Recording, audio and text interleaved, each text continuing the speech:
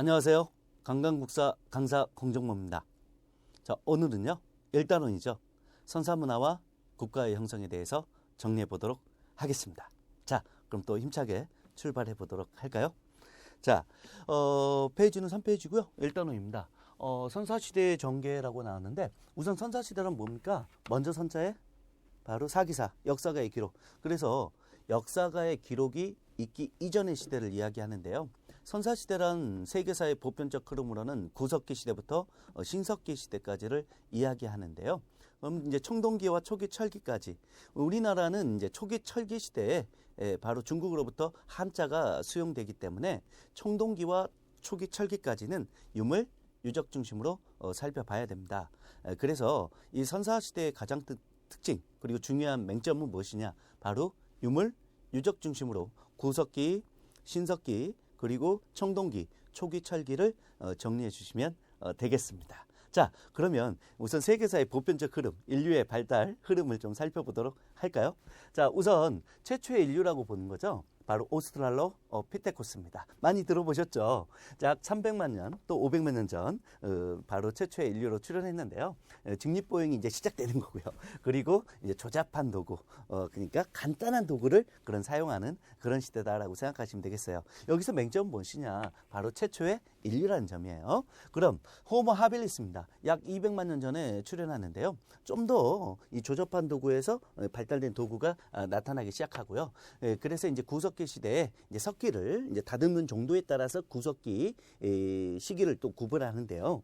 바로 구석기 시대의 시작이라고 이야기합니다. 다음 호모 에렉투스죠.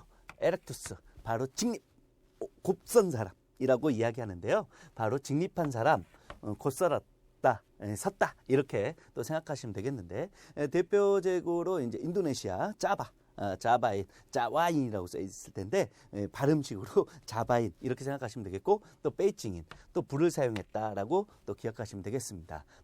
그 다음이 이제 호모 사피엔스인데요. 바로 사피엔스, 생각하는, 슬기로운 사람이라는 그런 뜻인데요. 바로 20만 년 전에 바로 출현합니다. 대표적으로 네안데르탈인이 유명하고요. 이때부터 이제 사람이 죽으면 시체를 매장하는 그런 풍습이 나타나기 시작했다라고 기억하시면 되겠고요. 그다음 가장 중요한 게 바로 이 호모 사피엔스가 되겠습니다. 바로 사피엔스가 두 번이나 붙었죠. 바로 슬기, 좀 더 지혜로운 사람을 이야기하는데요. 그래서 약 4만 년 전에 출현했는데 이 구석기 시대 후기입니다. 대표적으로는 바로 크로마뇽이 유명한데요. 바로 현생 인류의 두뇌 용령하고 거의 비슷하게 그런 지혜로운 형태의 인간이 출현합니다. 그래서 가장 큰 포인트는요. 바로 현생 인류의 직계 조상이다라는 점, 크로마뇽이 바로 호모 사피엔스 이렇게 기억하시면 되겠고요. 가볍게 간단한 특징만 기억하시면 돼요. 오스트랄로피테쿠스 가장 큰 특징보다 최초의 인류다. 그 다음 호모 하빌리스 구석기 시대의 시작이다. 그리고 호모 에렉투스 바로 불을 사용했다. 자바인, 베이징인, 호모 사피엔스 바로 슬기로운 사람인데 바로 시체를 매장했다라고 기억하시면 되겠고 네안데르탈인. 다음 호모 사피엔스는 현생 인류의 직접적 조상이다라는 점 가볍게 좀 기억해 주시면 되겠습니다. 자, 다음 이번에는 이제 신석기 문화 문명의 탄생인데요. 우선 세계사의 보편적 흐름을 먼저 정리하는 겁니다. 그리고 나서 우리나라의 이제 구석기부터 이제 차분히 보는 건데 우선 신석기를 이제 혁명이라고 보는 점이죠. 바로 세계사적 흐름으로. 왜 혁명이라고 하느냐? 바로 뭐니 해도 농경이 시작되었기 때문에 그렇습니다. 그래서 자연에서 얻어지는 것을 그대로 사용하는 채집경제에서 자연경제와 채집경제 같은 말입니다. 이제 인간의 노동을 바탕으로 생산하게 되는 생산경제의 도래가 시작되었기 때문에 바로 농경. 그래서 신석기 시대를 혁명이라고 한다는 점 기억하시면 되겠고요. 그리고 간석기 토기, 또 정착도 가능해진다라는 점. 또 문명의 탄생, 세계 4대 문명이라고 있죠. 바로 뭡니까? 바로 큰강 유역에서 바로 나타난 메소포타미아, 또 이집트, 또 인더스 문명이라고 하는 인도, 또 황하 문명이라고 하는 중국 문명이 바로 세계 4대 문명이다라고 생각하시면 되겠고요. 이렇게 세계 4대 문명이 나타난 시대가 바로 세계사의 보편적 흐름으로는 바로 이 청동기를 사용하면서 바로 문명이 또 시작되었다라고 기억하시면 되겠습니다. 자, 그러면 우리나라의 선사 문화를 또 정리해 보도록 할까요? 우리나라 한민족. 자, 인종상 어떻습니까? 황인종이죠. 그렇죠? 그렇다고 인종 우월주의로 빠져서는 안 되겠지만 백인종이나 흑인종 다 똑같은 인류라는 점 기억하시되 다만 황인종이다. 그리고 언어학상 알타이어계고 중국 고전, 뭐 사기라든지 여러 중국 고전의 책들이 있죠. 우리나라를 맥족, 또 애맥족, 또 한족. 이건 중국 한족이 아닙니다. 다른 단어죠. 다음 조선족이라고 또 불렀다. 또 우리나라 한민족은 요소와 요동, 요하강을 중심으로 해서 요소, 요동으로 나뉘어지는데요. 요령지방이라고도 이야기합니다. 그리고 만주, 또 한반도를 중심으로 한 동방문화권이 형성되었고요. 한반도에 사람이 살기 시작한 것은 바로 언제부터냐? 구석기 시대부터입니다. 요 점 기억해 주시면 되겠고요. 그래서 세계사에서 구석기 문화를 가지고 있는 그런 나라 그렇게 많지 않습니다. 한반도에서 사람이 살기 시작한 건 언제부터다? 구석기 시대다라고 기억하시면 되겠고, 다만 구석기 시대는 무리 지으면서 이동 생활을 했거든요. 그래서 정착 생활이 시작되는 신석기 시대부터 바로 정착이 시작되기 때문에 바로 청동기를 거치면서 우리 민족이 형성되었다. 그래서 주의해야 될 점은 우리 민족의 기틀이 형성된 시점은 구석기가 아닙니다. 사람이 살기 시작했지만 무리생활, 이동생활, 이동했기 때문에 그러면 우리 민족의 기틀 형성은 언제부터다? 신석기 시대부터 시작돼서 청동기 시대 형성되었다라고 기억하시면 좋겠습니다. 자, 다음. 자, 이번에 이제 구석기 시대부터 또 살펴보도록 할까요? 한반도의 이제 구석기 시대는 이제 계속 조금씩 유물 유적이 발견되면 올라가고는 있어요. 그런데 지금 시점에서는 이제 70만 년 전으로 보고 있고요. 이 석기를 다듬는 정도에 따라서 바로 전기 구석기, 또 중기 구석기, 후기 구석기 이렇게 나누어진다는 점 기억하시면 되겠고요. 이때 유적 재료는 대부분 동굴이나 바위끈을 그리고 강가에 대충 막 지었다 이렇게 생각하시면 돼요. 왜요? 무리 지면서 이동 생활해야 되기 때문에 그래서 막집이라는 표현을 쓴다라는 거. 그래서 동굴에 산다. 그럼 무조건 구석기 시대 막집 또 구석기 시대 이렇게 또 생각하면 되겠고요. 이때는 자연에서 떨어져 나온 석기를 약간 가공한 그래서 떨어져 나온 석기를 사용했다. 뗀석기 또 골각기 바로 뼈도구라고 하죠. 동물의 뼈. 그리고 사냥과 채집을 중심으로 했다. 농경은 시작되지 않았다. 그럼 사냥과 채집이 중심이 되다 보니까 사냥감이 떨어졌다. 또 과일나무 다 떨어졌다. 그럼 어떻게 해야 돼요? 그곳에 정착할 수가 없죠. 그래서 먹잇감을 찾아서 이동할 수밖에 없는 그런 시대였다. 그래서 무리 지으면서 이동 생활을 했다라는 게 바로 큰 특징이 되겠습니다. 그러니까 정착하지 않았다. 그래서 민족의 기원이라고 볼 수는 없다. 이렇게 기억하시면 되겠고요. 이때는 그냥 또 계급사회가 아닌 평등사회입니다. 신석기 시대까지는 바로 평등사회죠. 다음, 그리고 이제 조각품, 뭐 이렇게 코뿔소의 뿔에다가 뭐 이렇게 그림을 그려놓거나 예술 활동이 이제 시작되었다라는 점 기억하시면 되겠고요. 그래서 간단한 예술 활동이 시작됐지만 주의해야 될 점은 신앙이 형성되었다라고 이야기해서는 안 됩니다. 공동체의 염원인 신앙이 형성되는 건 신석기 시대이니까 주의하시고요. 간단한 예술 활동이 시작되었다라는 정도로 기억하시면 되겠습니다. 자, 그러면 이제 구석기 시대 유적지와 유물을 좀 살펴보면 되는데요. 여기에 나와 있는 이제 사진들이 간단한 도구, 이게 바로 주먹도끼입니다. 주먹으로 잡으면 주먹도끼 이렇게 생각하면 돼요. 그걸 가지고 찍었다, 찍게, 긁었다, 긁게, 그리고 밀었다, 밀게. 그래서 이제 뗀석기는 이렇게 사진으로 나오거나 주먹도끼 아니면 찍게, 긁게, 밀게 나오면 어느 시대? 구석기 시대다라고 기억하시면 되겠고요. 다음 구석기 시대 유적지 좀 살펴보도록 할까요? 우선 전기구석기. 바로 우리 교재에는 안 나왔지만 기억해 주세요. 충북 단양 금굴 유적지가 유명합니다. 이게 이제 70만 년 전에 유물로 밝혀져서 한반도에서는 가장 오래된 구석기 시대의 유적이 나왔다라고 기억하시면 되겠고요. 또 중요한 점이 바로 연천 전곡리입니다. 이것도 이제 자주 출제되는데요. 이 경기도 연천 전곡리에서는 그동안 아시아에서 발견되지 않았던 주먹도끼가 바로 발견됩니다. 유럽 형태 아슈리안 계통의 주먹도끼라고 하는데요. 1970년대에 바로 주한미군에 주둔하고 있었던 한 미국인 병사가 고고학 전공이었나 봐요. 거기 연천에서 바로 이 주먹도끼를 발견하면서 1970년대 이전까지는 바로 유럽과 아시아를 중심으로 해서 구석기 시대를 주먹도끼 문화권, 그리고 이 동아시아 쪽, 아시아 쪽을 바로 찌개 문화권이라고 구별을 했는데 연천 전곡리에서 바로 이 아슈리안 계통의 주먹도끼가 발견되면서 이제 그러한 세계사적 흐름이 바뀌게 되죠. 그래서 아시아에서도 뭐가 있다? 주먹도끼. 그래서 바로 세계사에서 아주 중요한 지표가 되었던 게 바로 이 연천 전곡리의 주먹도끼입니다. 꼭 기억해 주시기 바라고요. 또 북한에서도 상원 검은모루 동굴도 유명하고요. 이것들은 이제 전기구석기. 다음 중기구석기. 바로 중북 충청부터 제천이죠. 전말동굴 유명하고요. 또 함경북도 운기 굴포리가 유명하고 또 덕천 승리사동굴 또 청원 두루봉 동굴 역시 유명합니다. 간혹가다 구별하는 문제도 나오는데 전기구석기를 좀 기억해 주시면 되겠어요. 그리고 중기구석기 함께 가볍게 이해해 주시면 되겠고, 그 다음 이제 후기구석기입니다.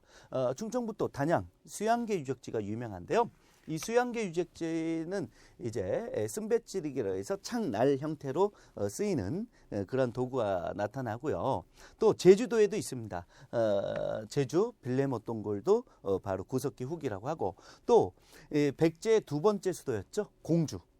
이 공주 지역의 석장리 바로 유적지가 아주 유명한데요. 이 공주 석장리 유적지는 구석기 문화가 아주 다양하게 나타나요. 전기부터 후기까지 다양하게 분포되어 있다라고 기억하시면 또 되겠습니다.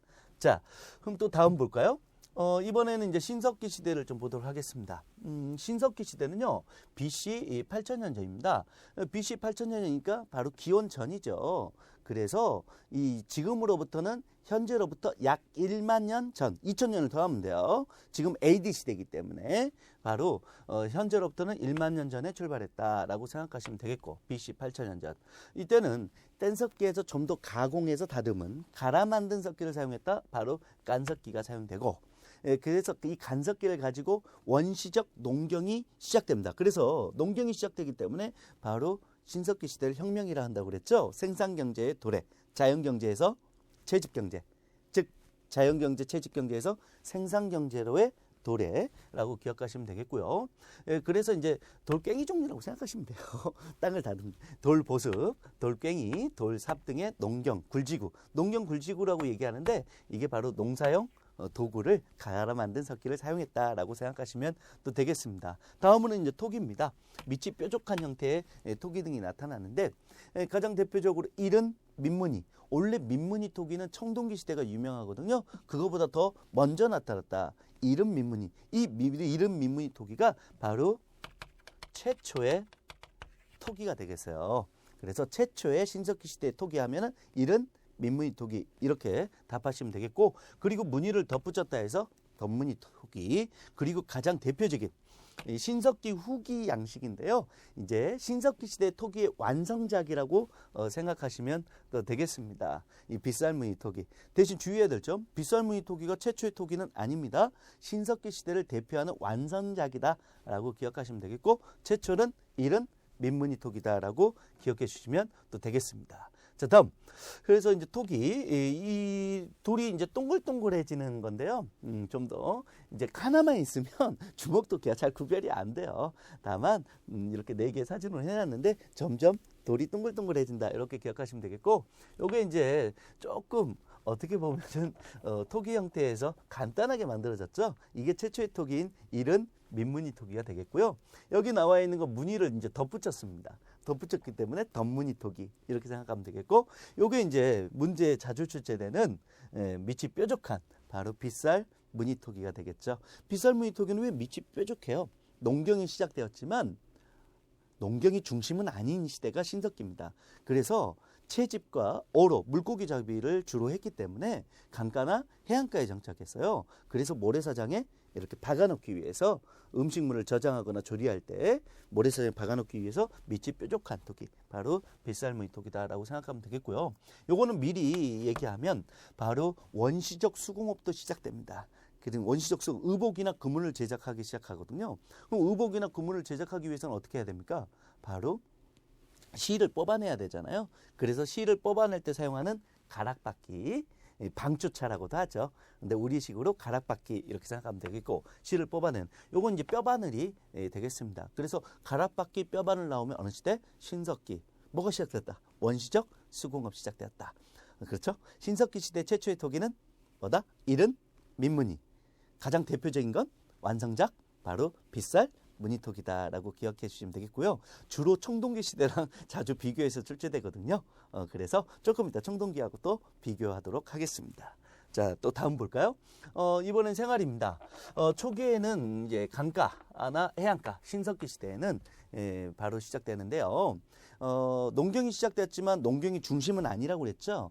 여전히 채집과 어로가 중심이었기 때문에 강가나 해안가에 대신 정착이 시작된다는 점 꼭 기억해 주시면 되겠고요. 그러면서 이제 농경생활도 나타나는데 이제 후기 바로 농경생활은 조, 피, 수수 주의해야 될 점이 있어요. 원시적 농경이 시작된 겁니다. 본격적인 농경인 바로 벼농사가 시작된 건 아닙니다. 그러니까 밭농사가 시작되었다라고 생각하면 되겠고 또 중심은 아니다라고 또 기억하셔야 돼요. 다음 원시숭어업 시작. 우리 앞에서 했죠? 가락바퀴와 뼈바늘. 또 정착생활, 움집. 자, 구석기 시대는 어떻다고 그랬어요? 이동했다고 그랬죠? 이동생활을 했다. 동굴이나 강가에 그래서 대충 막 지었다. 무슨 집? 막집. 이제 정착을 했다. 움집이라고 이야기하는데요. 이 움집의 형태가 바로 이런 형태의 바로 수수나 갈대를 이용해서 지붕을 만들고요. 반지하 형태로 땅을 팠습니다. 보온 효과를 위해서. 또 추우니까 어때요? 화덕이라는 바로 불 피우는 자국이 있었는데요. 이 불 피우는 자국이 바로 한쪽 벽에 있는 게 아니라 정 가운데 있었다는 게 바로 특징이에요. 그리고 집자리가 위에서 봤을 때 바로 주로 원형이었다는 점이 바로 포인트고요. 그래서 이 집자리, 화덕이라는 게 정 가운데 있었고 농경이 시작되었기 때문에 잉여 생산이 있기는 있어요. 그런데 많지는 않아요. 많지는 않기 때문에 별도의 저장 시설을 만들지 않고 이 움집 안에 옆부분을 좀 파가지고 여기에다가 저장 구덩이라고 해서 저장을 했다라는 점 기억하시면 되겠습니다. 원형 움집, 화덕이 어디에 있다? 중앙. 그리고 별도의 저장 시설은 없고 움집 안에 저장 구덩이가 있었다. 이렇게 또 기억해 주시면 되겠고요. 자, 다음 유적지로는요 여러 가지 좀 정리를 해놨는데 몇 가지만 좀 기억하시면 돼요. 바로 채집과 어로가 중심이라고 그랬죠. 그래서 신석기 시대에 바로 전체적인 특징은 무엇이냐? 바로 강가나 해안가에 정착이 있었다. 동굴이나 강가에 막집이다. 그러면 구석기. 그리고 강가나 해안가에 정착. 그러면 바로 신석기 시대 생각하면 되겠는데요. 여러 군데가 있는데 몇 군데만 알아두면 돼요.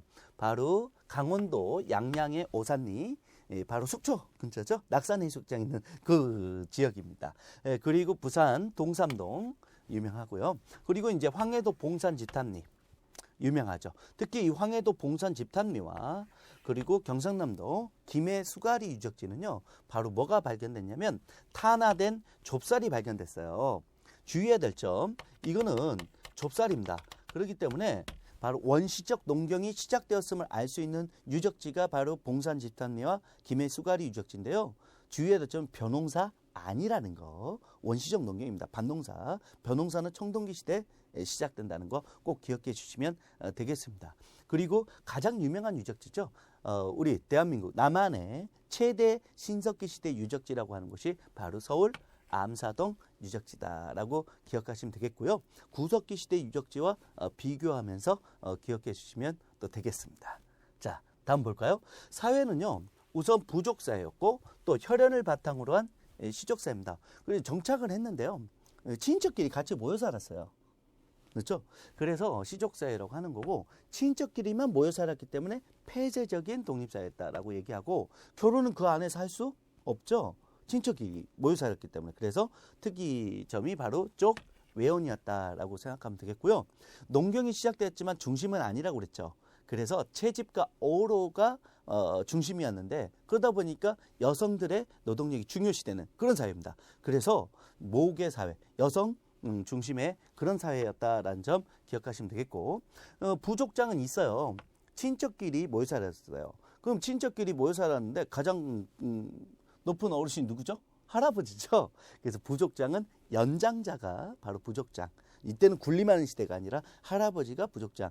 그래서 평등사회였다라고 또 이야기하죠. 또 모여 살면서 공동체의 여문이 나타납니다. 그래서 나오는 게 원시 신앙이 출현한다는 거. 예술적 표현의 시작은 구석기 시대지만 원시 신앙의 출현은 신석기. 그래서 모든 만물에 영혼이 있다라는 바로 애니미즘, 바로 영혼, 또 조상숭배, 또 무당, 주술적 행위를 믿는 제사장, 의미인 바로 샤머니즘, 그리고 똥식물 숭배, 바로 동물 숭배, 당군 이야기도 나와 있죠. 바로 토테미즘이 시작됩니다. 그리고 이제 강가나 해안가에 살면서 조개 껍데기를 바탕으로 해서 이제 장신구를 만드는데 그 장신구를 우리식으로 뭐라고 하냐면 칠해거리라고 그래요. 그래서 조개 목걸이라고 생각하시면 되겠고, 또 조개 껍데기 가면 이런 것들이 바로 신석기 시대의 대표적인 또 유물이다라고 기억하시면 되겠습니다. 자, 다음은 이제 국가의 형성을 또 살펴볼까요? 국가가 만들어진다는 건 바로 지배자가 출현했다는 거죠. 지배자가 출현했다는 것은 바로 뭡니까? 계급이 출현했다는 거예요. 이 계급 사회가 출현되는 청동기 시대부터 바로 국가가 나타나고요. 이 청동기 문화를 바탕으로 해서 최초의 국가가 나타나는 게 바로 고조선이 또 되겠습니다. 자, 우리나라 한반도 지역에 우리나라 한민족은요, 한반도에서만 살았던 게 아니라 바로 만주와 요동지방인 요령지방을 중심으로 한반도까지 살았는데요. 우리나라는 이제 청동기 금속 도구는 바로 이 스키타의 형통에, 이 스키타의 계통에 북방 문화권이 우리나라에 영향을 끼칩니다. 그래서 청동기는 중국에서 들어온 게 아니라 바로 북방 유목민족의 흐름 속에서 우리나라에 영향을 끼쳐요.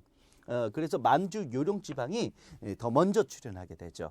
바로 BC 2000년경. 그러니까 지금으로부터는 2000년 더 하면 된다고 그랬죠. 바로 4000년 전에 바로 만주 요령이 시작되고, 그 다음 이제 한반도 남부는 BC 1000년경. 그러니까 지금으로부터 약 3000년 전에 바로 청동기가 시작된다라고 기억하시면 되겠고요. 이때 이제 대표적인 유물은 바로 고인돌이 유명하죠. 이 고인돌이 출현했다는 것은 바로 계급이 출현했다는 걸 알 수 있는 대표적인 유물이 되겠는데요. 이 군림하는 사람의 무덤, 많은 노동력이 필요하니까 이 고인돌을 만들려면, 그래서 계급사회, 군림하는 사람의 족장, 바로 군장 사회의 출현을 의미하는 게 바로 고인돌이고요. 이 고인돌은 이제 두 종류가 있습니다. 이렇게 탁자형 형태, 보통 북방식이라고도 불렀는데 바로 청천강 이북 지역에 주로 많이 분포되는데요. 이 북방식 탁자형 형태가 있고 받침돌이 있고 위에 이렇게 돼 있는 거, 그리고 이제 이 받침돌이 굉장히 작은 이런 형태가 바로 화순, 전라도죠.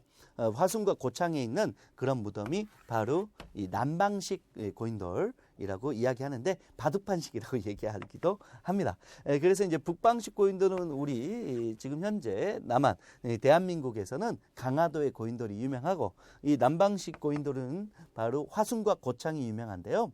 이 강화도 화순 고창은 바로 고인돌 유적지가 세계 문화유산으로 또 지정되었죠. 그 특히 이제 돌 무지 무덤도 있고 또 돌 널 무덤도 있는데, 돌 무지 무덤은 돌을 한마디로 무지하게 막 쌓아놨다라고 생각하시면 되겠고, 돌 널 무덤은 널이 관이거든요. 돌로 만든 관 무덤 이렇게 생각하시면 되겠고, 다음 간석기.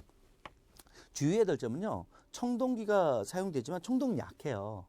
그래서 농사용 도구로 청동기는 사용할 수가 없습니다. 그래서 청동제 농기구라는 단어는 틀린 말이에요. 그럼 이때 청동기 시대도 여전히 뭘 사용하느냐? 갈아 만든 간석기를 이용해서 바로 농사용 도구로 사용했는데요. 그 대표적인 게 홈자기. 그냥 단어를 그냥 외우시면 돼요. 이거는 돌갱이 같이 생겼는데 그냥 홈자기. 또 바퀴날 도끼. 그리고 가장 대표적인 게 바로 이 반달 도칼입니다. 이 반달 도칼은 바로 뭐가 의미가 있냐면 이 벼농사의 시작을 의미하는 그러한 도구가 되겠어요. 그래서 벼를 추수할 때 사용하는 그러한 도구가 출현했다. 바로 벼농사 시작. 어느 시대? 청동기 시대. 이렇게 기억하시면 되겠고요. 자, 그럼 또 청동기는 어떤 게 있느냐? 주로 이제 청동은요, 누구나 다 사용하는 그런 시대는 아닙니다. 바로 군림하는 사람, 부족장, 군장. 이 군장, 계급사에 군림하는 지배자가 사용했던 그런 도구인데요. 가장 대표적인 게 이제 비파형 동검이죠. 바로 비파라는 악기 모양이다라고 생각하면 되겠고, 옆부분이 조금 튀어나와 있죠. 그리고 화살촉, 또 거친 무늬 거울이 유명하죠. 주로 이 두 개를 기억하면 되겠어요. 비파형 동검, 거친 무늬 거울. 다음, 토기는요, 신석기 시대와 비교해서 기억해야 되는데요. 신석기 시대는 일은 민무늬, 그리고 덧무늬, 그리고 빗살무늬 토기에 유명했죠. 바로 청동기 시대는 그냥 민무늬 토기. 여기 이제 민무늬 토기예요. 아무 무늬 없는. 밑이 이제 평평해졌죠. 세워놓을 수 있는 겁니다. 그리고 양옆에 손잡이가 달려있는 바로 미송리식 토기. 한반도 북부에 집중적으로 나타나는데요. 이 미송리식 토기가 유명하고 약간 붉은 색깔이 들어간다 해서 붉은 간토기, 이렇게 세 개가 유명합니다. 신석기와 비교하면서 또 기억하시고요. 유적지는 이제 만주에서 한반도에 걸쳐서 분포되어 있고, 사회생활에서는 이제 농경이 중심이 되는 사회예요. 잉여 생산이 많아지겠죠. 그래서 내 거, 네 거, 바로 사유 재산이 증가하게 되고 이제 시작됐다, 이렇게 생각하셔도 됩니다. 그러면서 이제 가진 자와 못 가진 자의 계급이 발생하고, 그러면서 이 가진 자가 부족을 군림하는 바로 건장국가가 탄생하고요. 그러면서 이 군림하는 사람은 나는 너희들 인간하고 다르다, 어디서 왔다, 하늘에서 왔다라고 하는 그러한 하늘에 선택받은 부족이다 라는 선민사상이 출현한다는 게 특징입니다. 원시신앙, 애니미즘, 샤머니즘, 토테미즘은 신석기 시대 시작됐죠. 선민사상의 시작은 바로 부족 우월신앙으로서 계급사회, 청동기 시대라는 걸 또 기억하시면 되겠고요. 뭐 일부 일처제, 그리고 분업, 뭐 일부 일처제는 뭐 아닌 나라도 많습니다. 그런데 이런 게 있다. 그리고 분업화되었다라고 좀 더 이제 수공업도 발달했다는 얘기가 되겠죠. 자, 다음 경제적으로는요.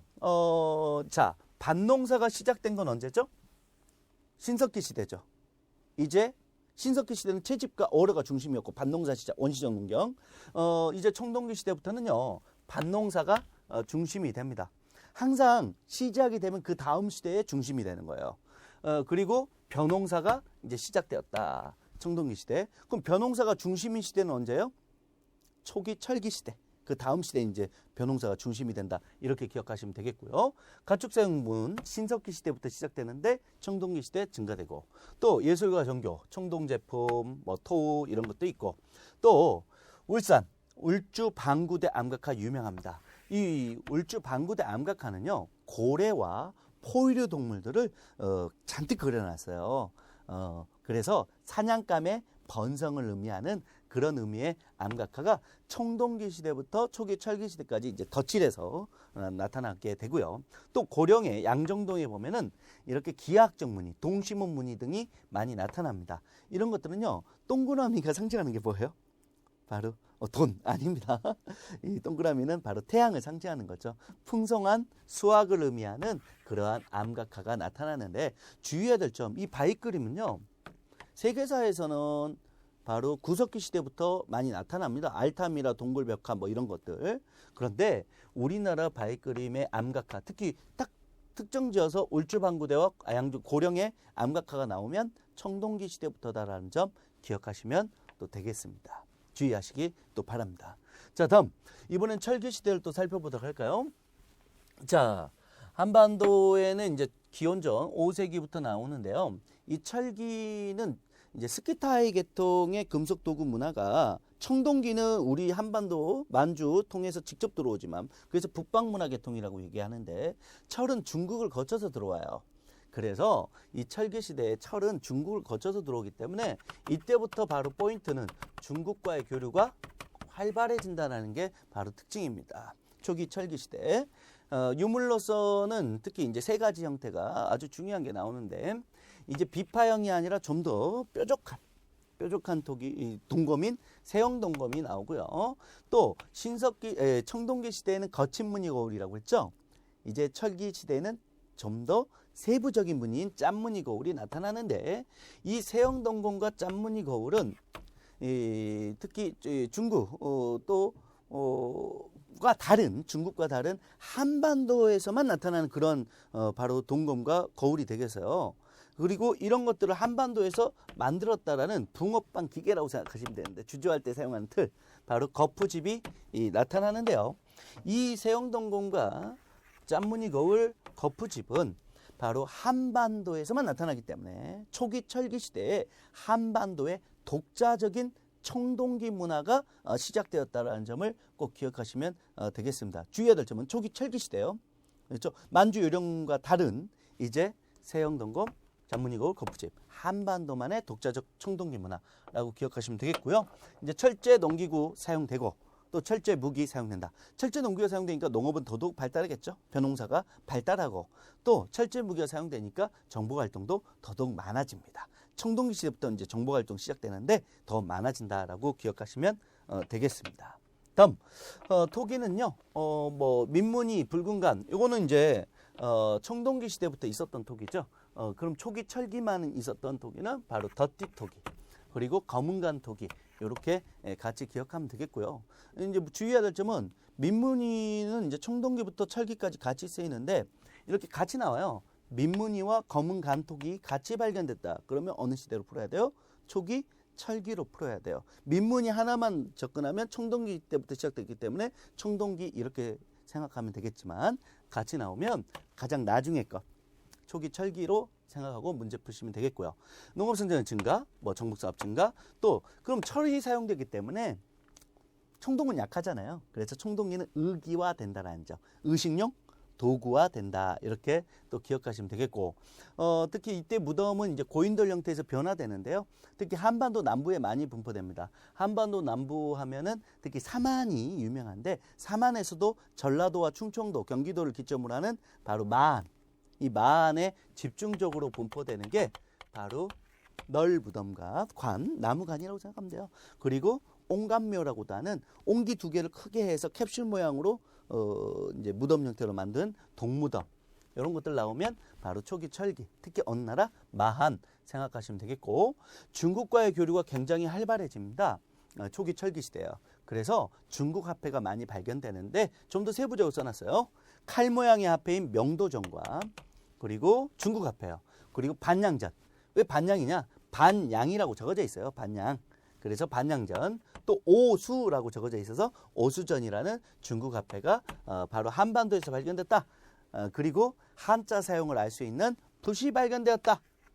창원 다오리 유적지라고 해서 유명한데 붓이 발견됩니다. 붓이 발견됐다. 그러면 바로 초기 철기 시대 중국과의 교류가 그만큼 많아졌다라는 점 기억하시면 또 되겠습니다. 자, 다음 이번에는 이제 고조선의 건국과 여러 나라의 성장을 좀 살펴보도록 할까요? 오늘 강의는 이 선사시대부터 국가의 형성까지 마무리 짓도록 하겠습니다. 조금 시간이 걸릴 수도 있는데요. 처음부터 끝까지 일단은 딱 이렇게 정리하는 게 더 좋아요. 자, 우리나라 최초의 국가 바로 어느 나라입니까? 바로 고조선입니다. 청동기 문화를 바탕으로 해서 만들어졌다는 점 꼭 기억하시기 바라고요. 청동기 문화. 건국 시기는 삼국유사를 토대로 해서 바로 기원전 2333년 당군왕금이 건국됐다고 이야기하죠. 지역은 이제 만주 요령 지방, 특히 한반도 북부 지방에 집중적으로 나타나는데요. 이 한반도 북부, 이 청천강 북부 지방인 지금 현재 우리 한반도 이렇게 돼 있으면요, 이쪽이 요령이라고 생각하면 돼요.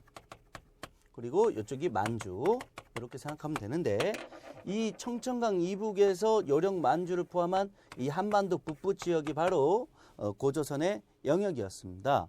이 고조선인들이 즐겨서 사용했던 그런 청동기 문화의 유물이 있는데요. 그 대표적인 게 바로 이 비파형 동검이에요.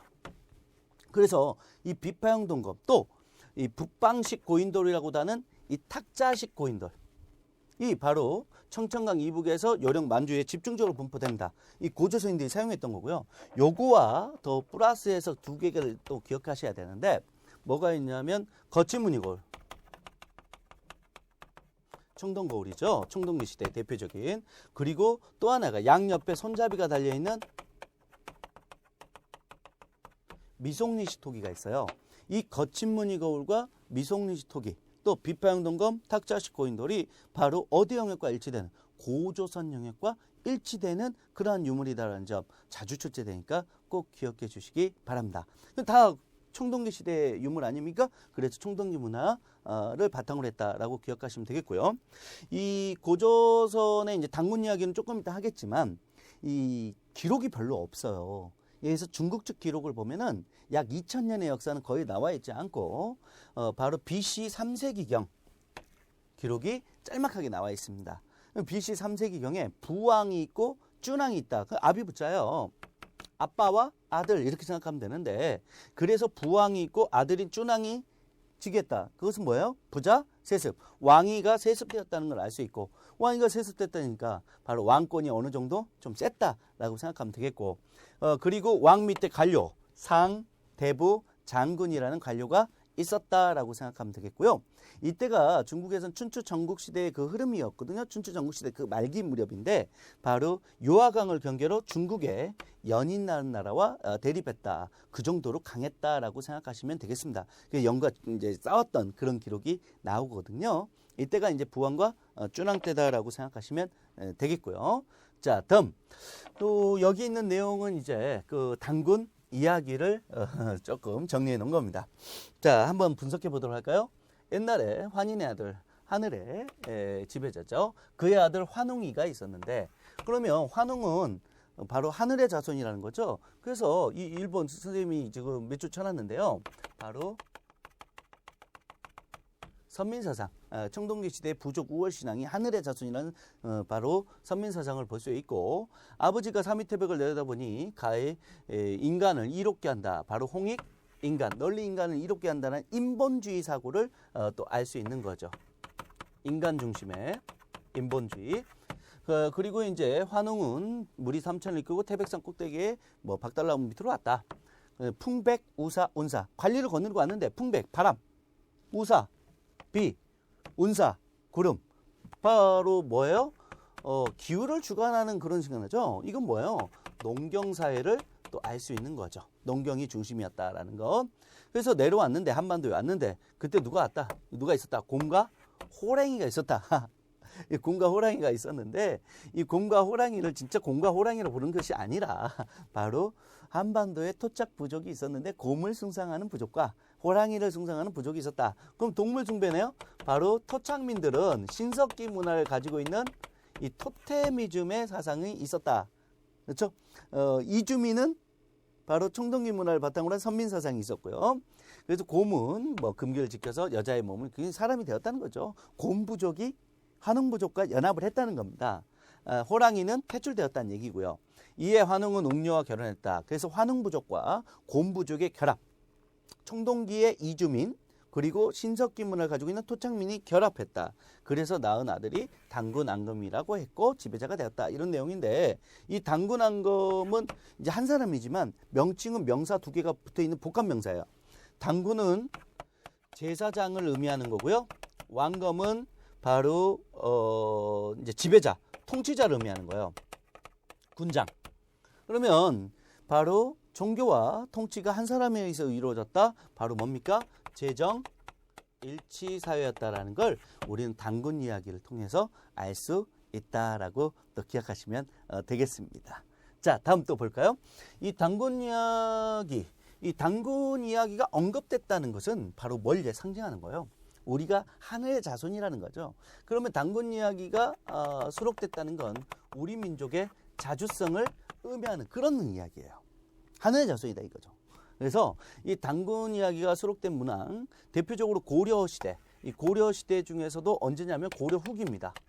고려 후기가 바로 원나라, 몽고의 지배를 받는 원간섭기 시대예요. 그때 충렬왕 때인데요.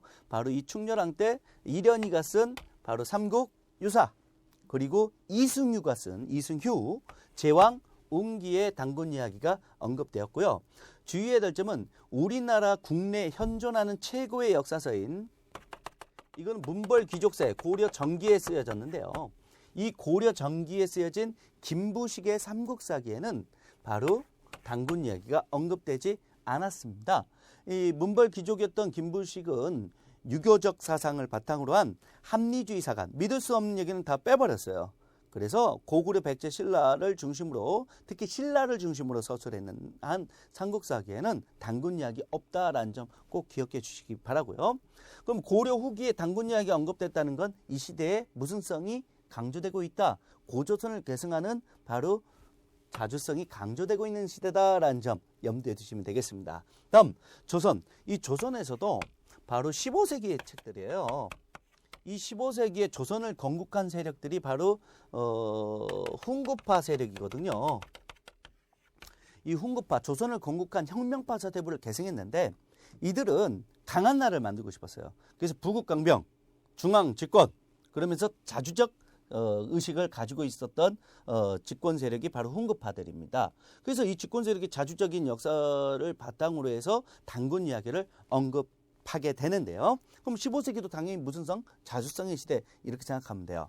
그래서 응제시주, 세종실록지리지, 동국, 여주승남, 그리고 동국동감 다 15세기의 서적인데 역시 단군 이야기 언급되었다라는 점 기억하시면 또 되겠습니다.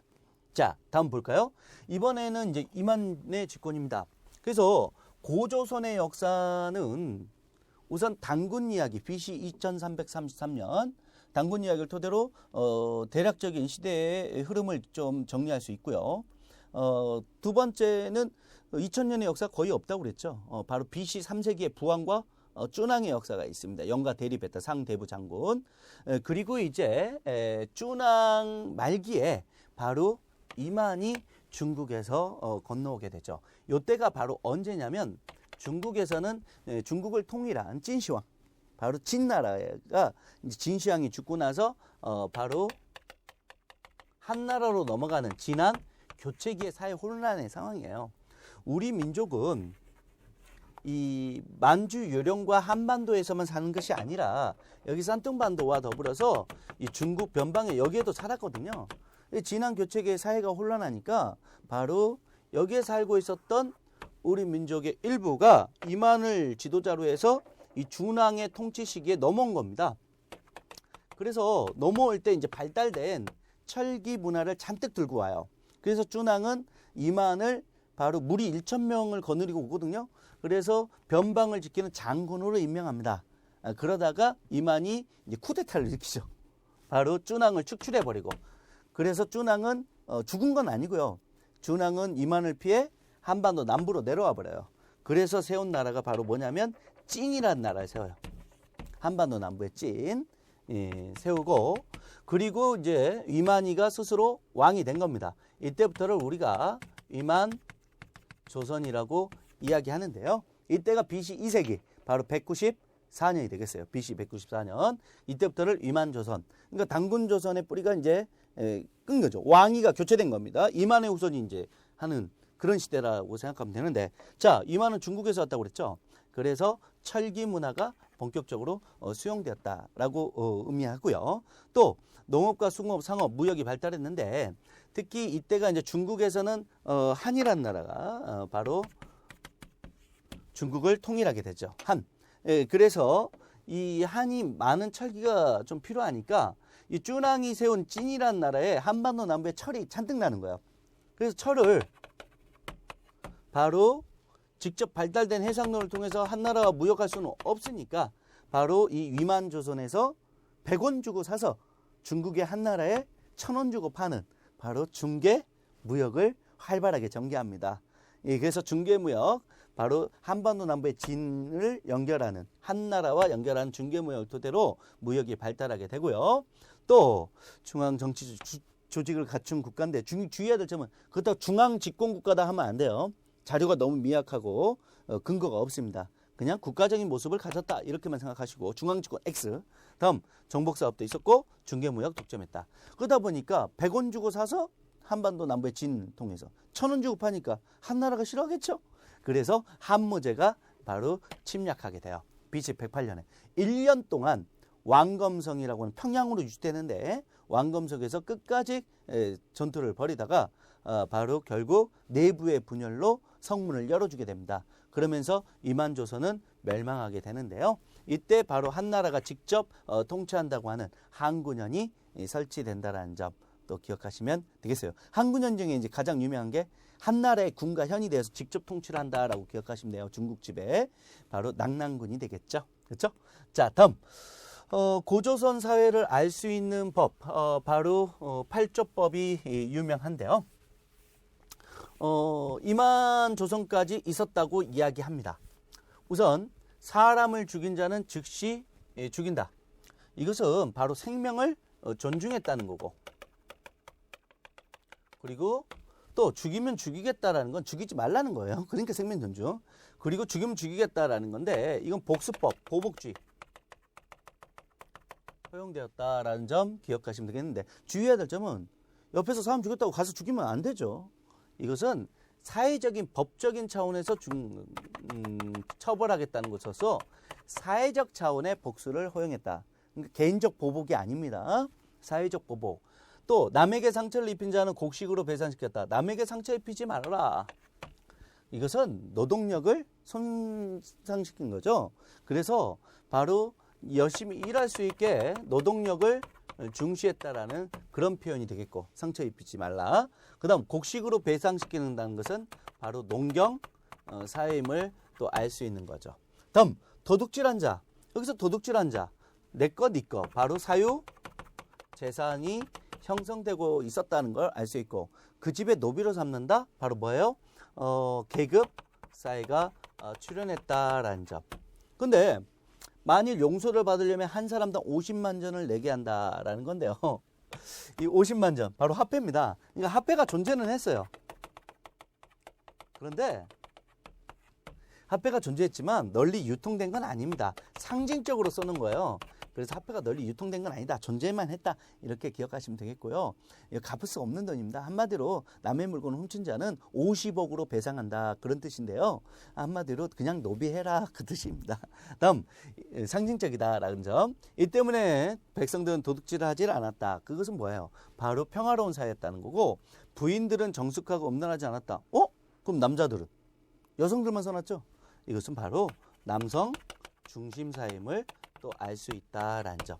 이렇게 고조선의 팔조법 정리하시면 또 되겠습니다. 자, 다음 여러 나라의 성장인데요.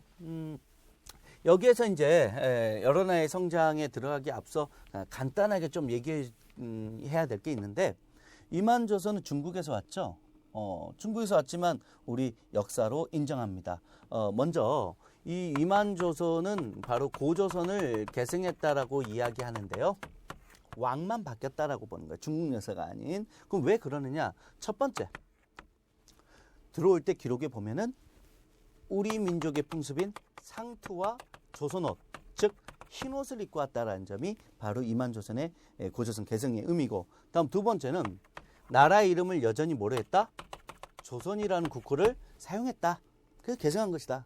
다음 세 번째는 바로 만약에 중국 사람이라면 중국인이 이 지배층이 될 텐데 이 토착관리, 바로 조선 민족의 우리 토착관리를 고위 관리로 등용했더라라는 점에서 바로 이만조선을 우리의 역사로 본다라는 점, 이 세 가지 또 같이 기억해 주시면 되겠습니다. 자, 다음은 이제 마지막 단원인 여러 나라의 성장을 좀 보도록 할까요?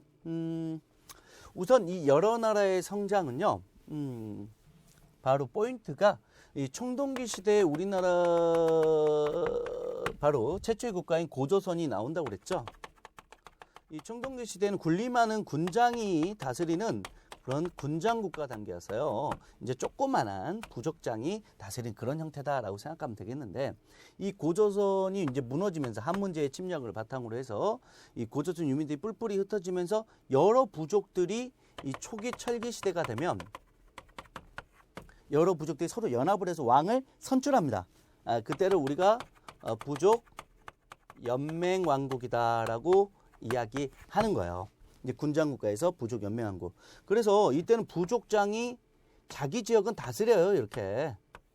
다만 부족장 중에 가장 센 사람이 왕이 되는 거고, 이 왕은 중앙만 다스리는 거고, 이 부족장이 다스리는 지역을 침해할 수는 없어요. 그러니까 부족장은 독립적 지위를 가지고 있죠. 그러니까 권력이 중앙으로 집중된 게 아니라 지방 분권 사회.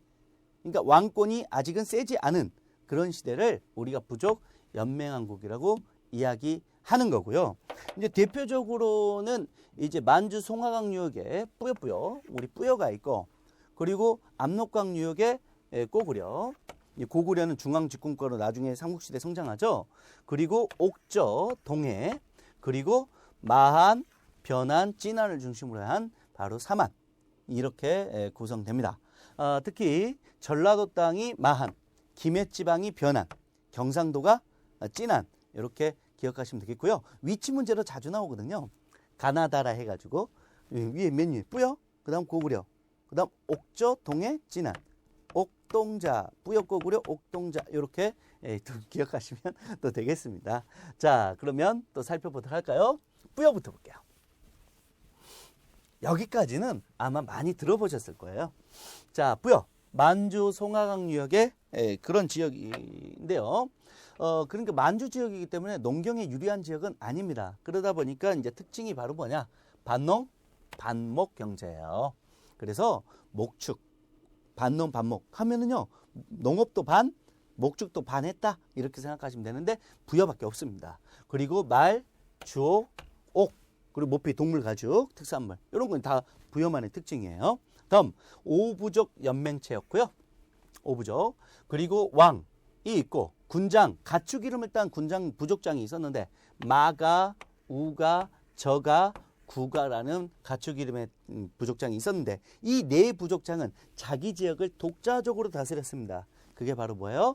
자기 부역을 독자적으로 다스리는 그 네 지역, 바로 사, 출도가 있었다. 이게 바로 부족 연맹왕국의 가장 큰 특징입니다. 지방 분권사회. 다음 중국과의 친선관계였고요. 왜냐하면 중국이 가장 싫어하는 나라가 고구려였거든요. 그래서 부여를 이용해서 고구려를 견제하려고 했던 게 중국이었어요. 중국과 친선, 부여. 다음 1세기 초부터 왕으로 사용했고 중국과 애국관계, 또 3세기 말에 선비족의 침략으로 약해지기 시작하고 나중에 장수왕의 손자, 고구려의 장수왕의 손자인 문자왕에 의해서 결국 최종 멸망하게 됩니다. 그때가 이제 494년이에요.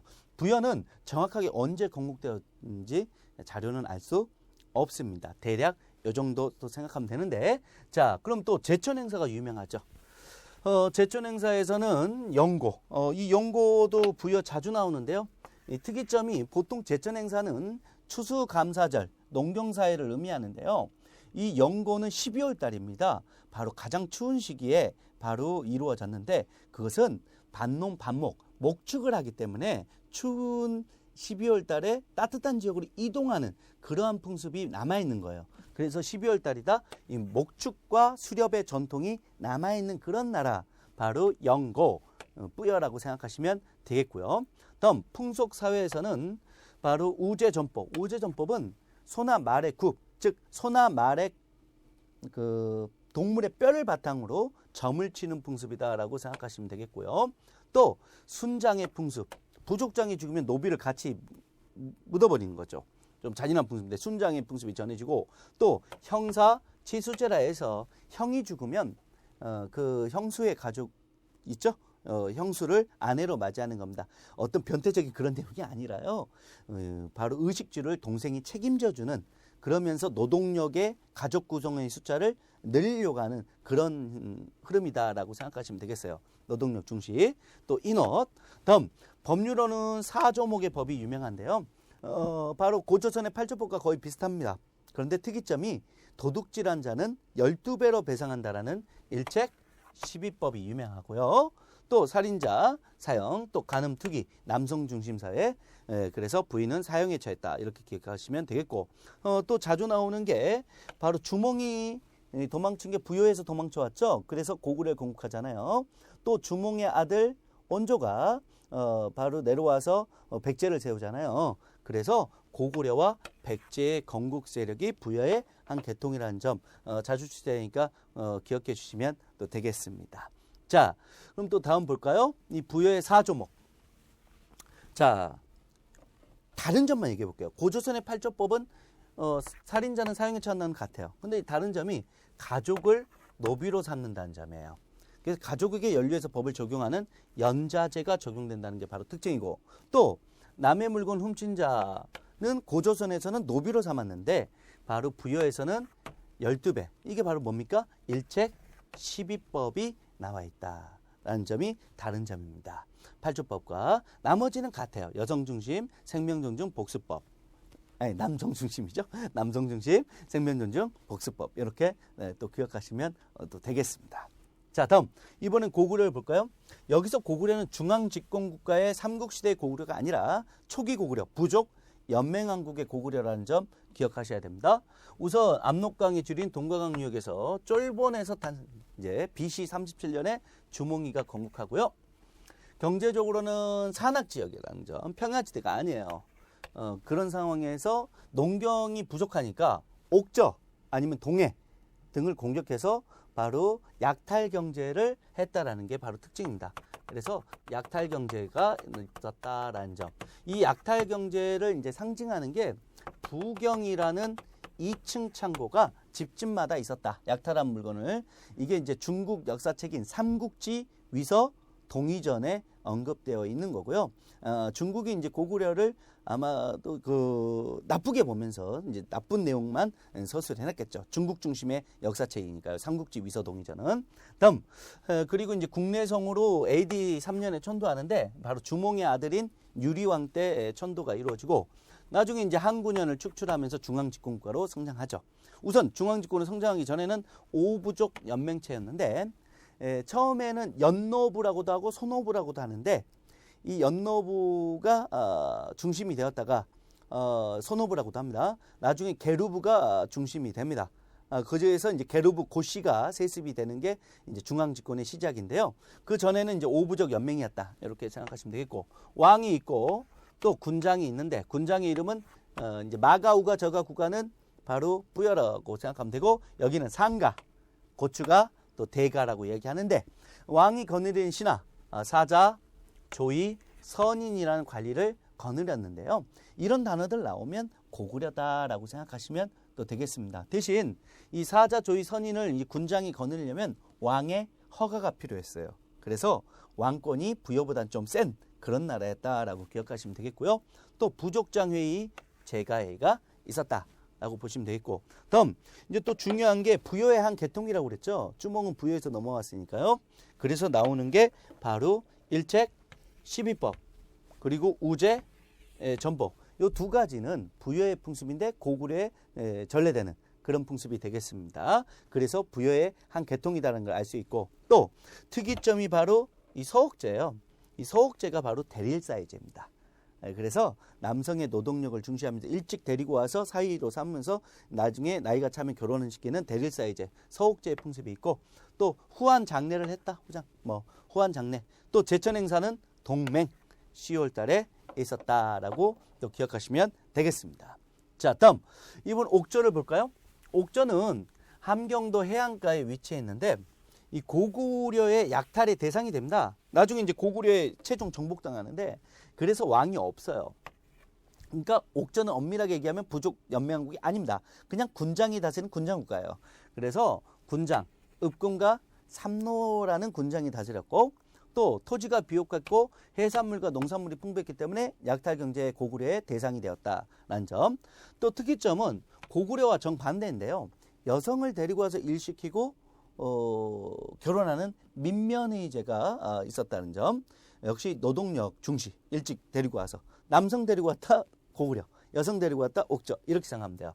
또 사람이 죽으면 땅속에 묻어서 나중에 뼈만 남잖아요. 그 뼈를 추스려서 한 곳에 가족끼리 모아놓는 골장제라고 하는 가족 공동묘가 전해지고 유일하게 그 제천 행사가 전해지지 않는 나라가 바로 옥저다라고 또 기억하시면 되겠습니다. 자, 다음 이번엔 동해인데요. 동해는 강원도 북부 해안가에 위치해 있습니다. 역시 왕이 없어요. 부족 연맹이 아니라 군장국가 단계입니다. 읍군 삼노 똑같죠. 옥저랑. 대신 위치 서로 다르고요. 또 특징이 방직 기술이 발달되었다는 점 옥저와 구별하시고 또 특산물도 자주 나오죠. 당궁, 작은 활, 반어피. 반어피는 물개나 바다 표본 가죽, 그리고 과마, 작은 말, 과일나무보다 작다 해서 과마라고 하는데 이런 거 나오면 동해 골라내시면 되겠고요. 이 동해는 가장 토착적인 나라였어요. 그래서 신석기 시대에 친척끼리 모여 사는 시족사의 유풍이 남아 있었습니다. 그래서 친척끼리 모여 살면서 넘어오지 못하도록 울타리를 만들어 놨어요. 나무 울타리. 그게 바로 책화입니다. 넘어오면 소나 말로 갚아야 돼요. 그래서 시족사의 유풍이 있는 토착적인 나라. 그러면 친척끼리 모여 살았기 때문에 결혼은 그 안에서 할 수가 없죠. 그래서 쪽 외원의 풍습이 전해지는 그런 시족사의 유풍. 두 가지로 얘기할 수 있죠. 동해, 책화, 조계원, 시족사의 유풍이다라는 점. 다음 또 강원도 북부 지방에 독특하게 이제 이렇게 집자리 형태에서 대문, 출입문 쪽이 뾰족 튀어나와 있는 이런 형태의 여자형과 또 이런 형태의 철자형 형태의 집터가 유명한 게 바로 동해가 되겠습니다. 또 제천행사 전해지는데요. 무천 역시 10월달. 여기 제천행사의 의미는 뭐예요? 농경의 추수감사절, 농경사임을 의미하는 거예요. 다음 사만입니다. 자, 이제 그럼 마지막 있죠. 사만은 한반도 남부의 진에서 출발해요. 바로 이만에게 축출된 고조선의 쭈낭이 찐을 세웠는데 쭈낭이 죽고 나서 분열되면서 사만이 된 겁니다. 그래서 고조선의 유이민 세력이라고 보는 겁니다. 전라도의 마한, 경상도의 진안, 김해지방의 변한 이렇게 해서 사만인데요. 이제 수십 개의 부족 국가들이 연합해서 나온 거예요. 한반도 남부기 때문에 벼농사가 발달했고 그리고 저수지, 벼농사 하려면 저수지 만들어야 되잖아요. 그래서 유명한 게 김제의 벽골제 그리고 제천의 의림지 지금도 유명하죠. 관광지로도 유명한데 또 밀양의 수산제가 사만시대부터 만든 저수지고 또 변한지방, 김해지방이죠. 철이 많이 났다고 그래요. 그래서 항구년인 낙랑과 또 일본, 큐슈 지방인 외에 바로 수출했다고도 하고 화폐처럼 사용했다고도 하는 게 변한의 철입니다. 다음 역시 왕이 있었는데요. 이 사만 중에서 가장 센 부족장이 바로 마한의 목지국이란 나라예요. 이 목지국의 지배자가 바로 진왕으로 추도됩니다. 그래서 찐나라의 왕 사만. 그리고 나머지 부족장들이 이제 조그마한 자기 지역을 다스리는데 큰 부족장은 신지, 견지. 그리고 작은 부족장은 읍차, 불에. 그러니까 부족장 이름만 들어도 어느 나라인지 맞춰낼 수 있어야 돼요.